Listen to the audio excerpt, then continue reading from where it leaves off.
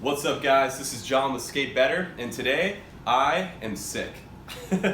No, I'm just kidding, but it is true, I am sick. However, today I am doing the Toy Machine deck review. Super excited to review this deck for you guys. I've been skating it for about 3 months, really more like 2.5, considering I was traveling for a week and then I got sick for a week. So I've definitely put in some good work. I'm gonna give you guys my thoughts, and let's get into it. All right, so first thing, I'm gonna go over the pros of this deck and what I liked. This is an 838 by 31.5 in length, so it's one of the shortest decks I've skated. And it is also a 14.25 wheelbase, so one of the smallest, shortest wheelbases that I've skated thus far.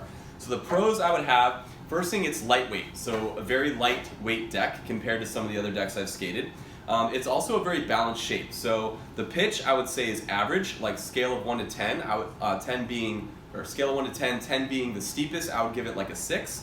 The concave was also like medium, so I would say, once again, 10 being more of like a 0 or primitive, really high concave shapes, or concave shapes.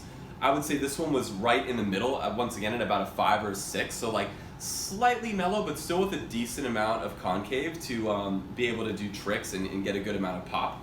I would also say it's a very balanced shape depending on how big you are as a rider. So what I mean by that is you could be tall or short, and I think you could still have fun on this deck. So 31.5 by 8.38 was really interesting because it's actually wide compared to how long it is. Usually a deck that is this width or a little bit higher would have at least a 32, if not more, in its length. So it actually made it really fun for manuals and things like that, but I don't do a lot of those. I would say the pop in the beginning, like fresh out of the packaging, was amazing. So Toy Machine had some of the best pop right off the bat that I've ever experienced in a deck, and I was doing some of my highest ollies to date. And the last thing I would say is that it definitely held up. So it's a super durable deck, and you can see it has significant pressure cracks in the side, and then I think I got like a pretty gnarly one going over here. And to be super honest, I could totally go out and skate this deck again for like another 2 weeks at least, I think. Like the razor tail is there, but it's not crazy. You know, there's still a little bit of life left in that guy. So let's get into the cons. What I did not like about this deck. The first thing I would say is the pop did fade pretty quickly, which bummed me out a lot because I loved it. And then after like 2 weeks almost, 2.5, which isn't that much considering I skate like 4 times a week, it definitely, I noticed a significant drop off in the pop. So I was skating this with independent trucks. You guys know from one of my last videos, independents are closer in, Thunders are closer out, which is the other truck that I skate.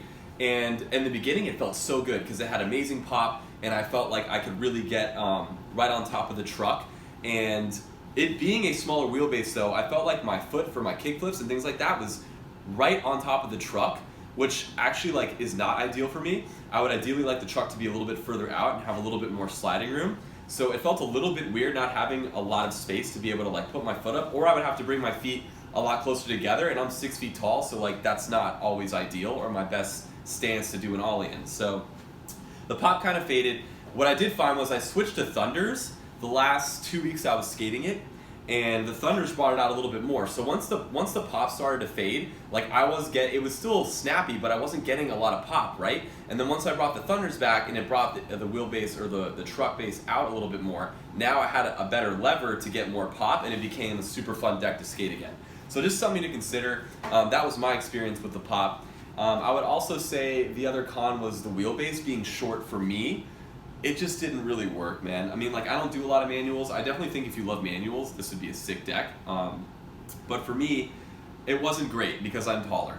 So I would not skate a wheelbase that was this small again, or a deck I think that was this short. For me, like 32 is probably on the money, and wheelbase of 14.5 and maybe a little bit bigger would probably be fine. So other than that, it was a super fun deck to skate. Not too much else to say about it, other than I had a lot of fun on it, and it definitely lasted a long time.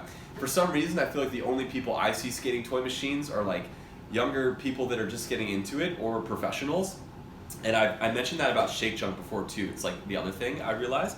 But they do have sick riders, Shake Junk and Toy Machine. And I also know that Toy Machine is run by Ed Templeton, who is amazing. He's like one of the OG gods of skateboarding. And also everyone on their team is sick.